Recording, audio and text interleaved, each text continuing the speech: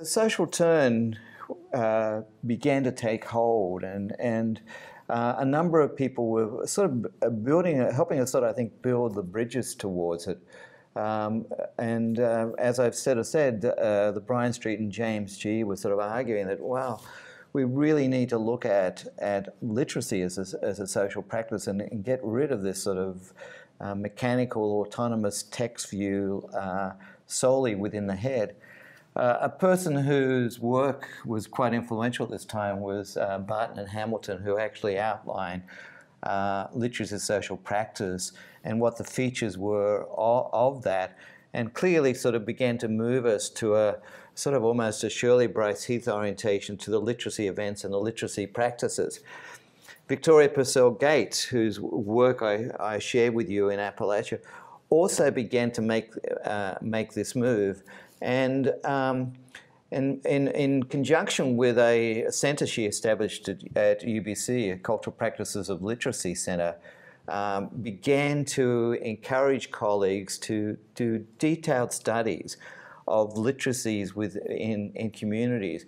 Indeed, if you go to the website for the centre, you'll find a number of these studies which they delve into literacy practices and acts within different communities.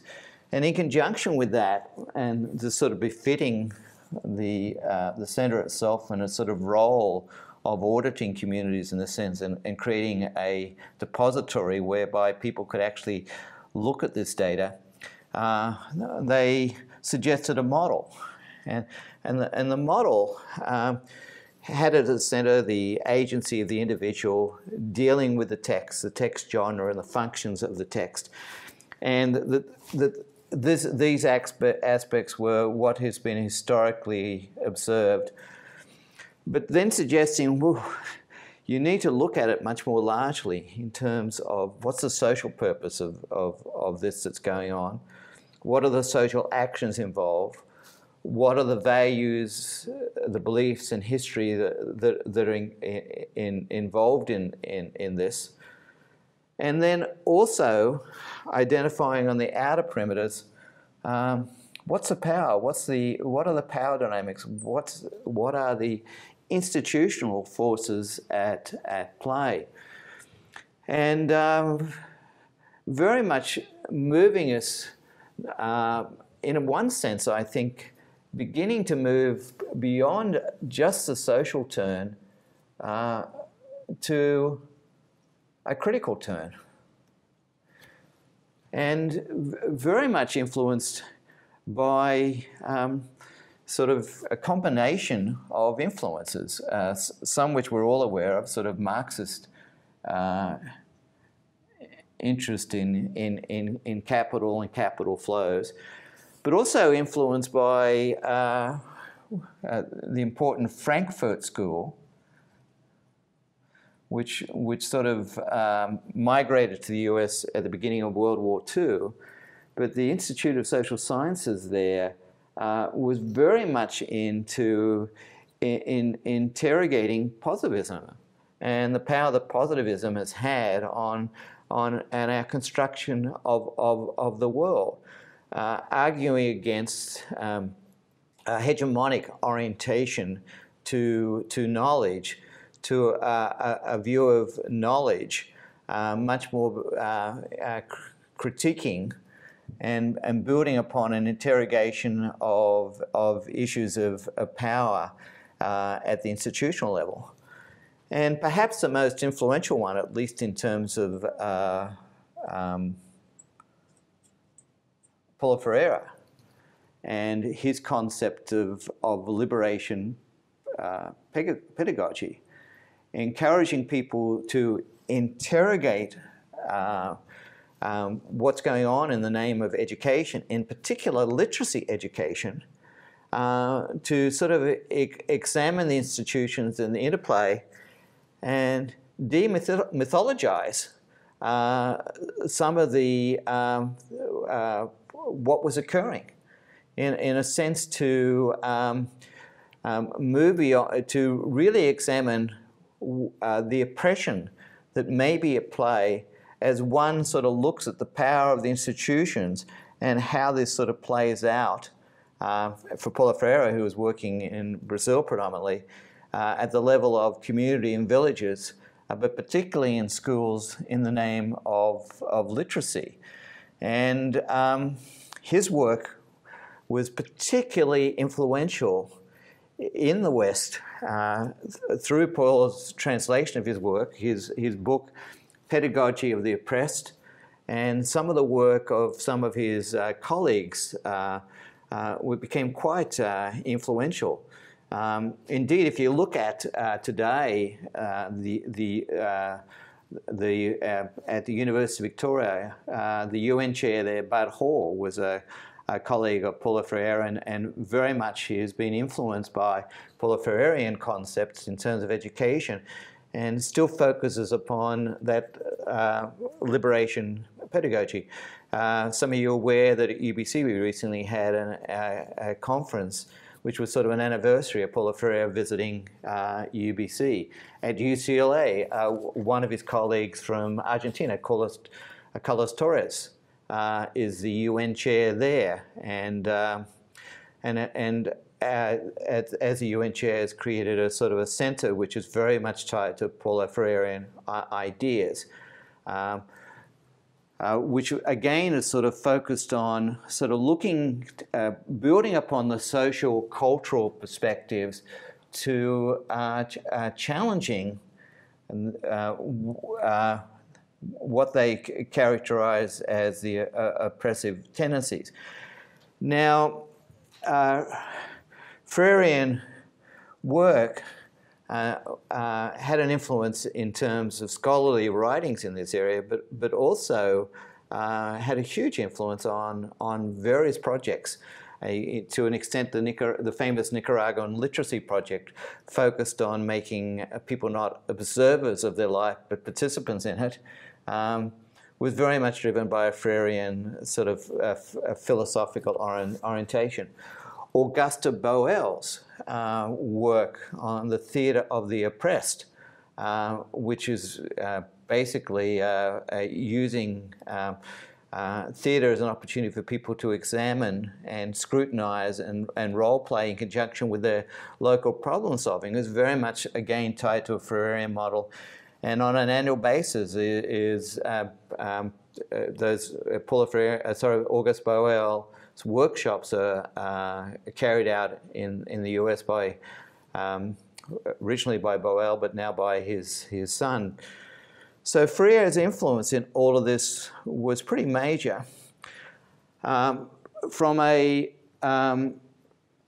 US perspective, and a Canadian perspective, and I'd say Australian, and I'm not sure to what extent it extends to Asia. The problem with Freirean work, which was identified, was its failure to differentiate.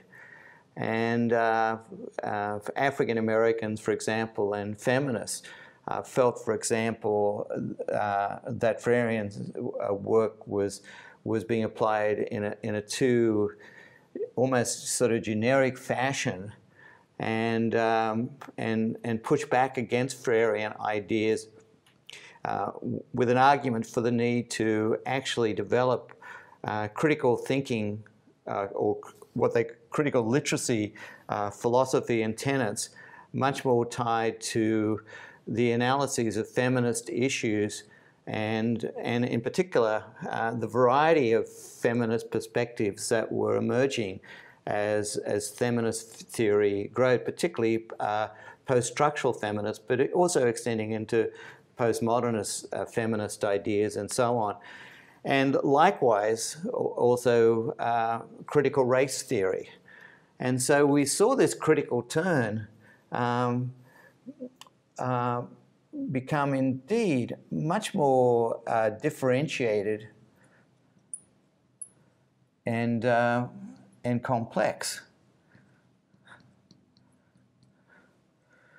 And I think part of this sort of socio-cultural,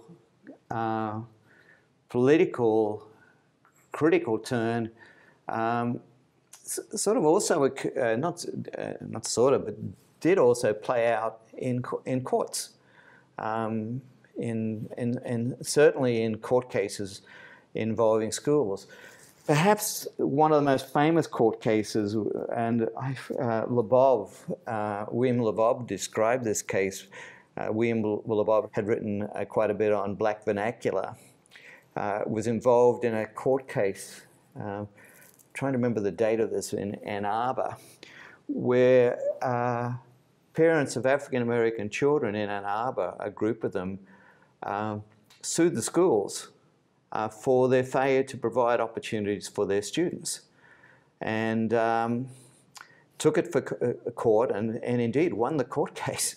What was happening in the schools was oftentimes teachers were quick to label kids from a different dialect group as deficit, placing them in classes for kids who were mentally retarded and so on, and taking away from their opportunity to learn. At least that was the decision of the court case. And indeed, the court case required of the school that they do professional training of the teachers and shift their practices to provide these students better opportunities.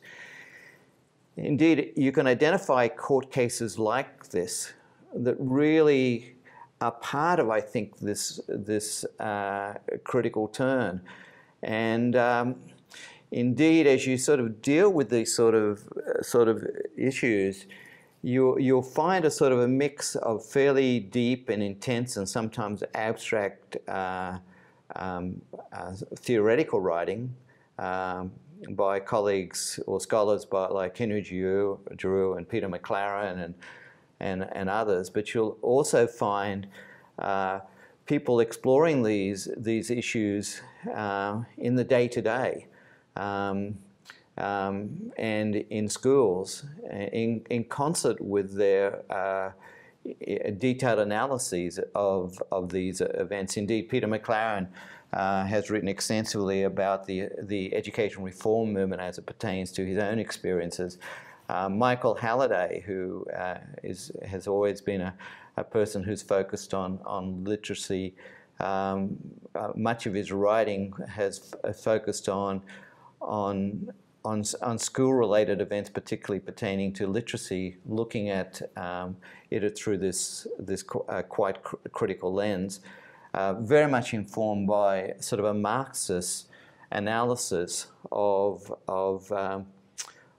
who controls what and what becomes the capital that's sort of valued. Also in literacy, what's so interesting about it, I think literacy, like positivism, sort of acted as if it was an innocent in this, that there weren't sort of deep-rooted sort of political infrastructure undergirding it, or an ideology. There was a sort of, as James G. and Street had claimed, there was a concern for the extent to which these people viewed themselves as autonomous. And so part of what took place here was, in a sense, people coming out of their rabbit holes and getting involved, I think, in what proved to be a fairly intense paradigm war. But it oftentimes, when it came down to the reality of schooling and society, it involves deep-rooted prejudices and biases and misguided senses of history tied up with fairly naive, unsophisticated, but dangerous views of society, tied up with prejudice and discrimination for purposes of ensuring one's privilege, power, and sense of entitlement. In Australia, in particular, I've oftentimes encountered the prejudices of people relative to their views of the relationship of the entitlement of people of different classes and bias against people of certain ingenuities. Interestingly, in Australia, work in this area flourished, and it flourished initially in the 70s at Deakin University in Victoria, where there was a fairly substantial community of critical theorists, and that nexus of influence shifted for a period of time to James Cook University in Townsville in Queensland, where they recruited from Canada, interestingly, Alan Luke and Carmen Luke. And they also brought in Pam Gilbert, Bronwyn Davies, Mary Casantas, Michael Singh, Eric Wilmot, and that for a period really flourished in Australia. Indeed, in Australia, you'll see a curriculum which is very much influenced by people interrogating the texts that they read in terms of some of these, through these feminist lens, through this Marxist lens, and through other lenses as an integral part of the school curriculum. Or critiques of what's going on in education, particularly more recently by people like Barbara Coomber. And so, in a sense, in Australia, the sociology of education, particularly adopting this critical lens, I think has really flourished in ways which has had an influence globally. It's probably impossible to talk more fully about it at this point in time, but what I'd like to do in the last segment is move from talking about these developments as I have to sort of taking a step back and to the side a little bit and looking to see what are the strengths, but I would also say the limitations that we're faced with in this socio-cultural political time, which involves this sort of mixture of the social turn and the critical turn.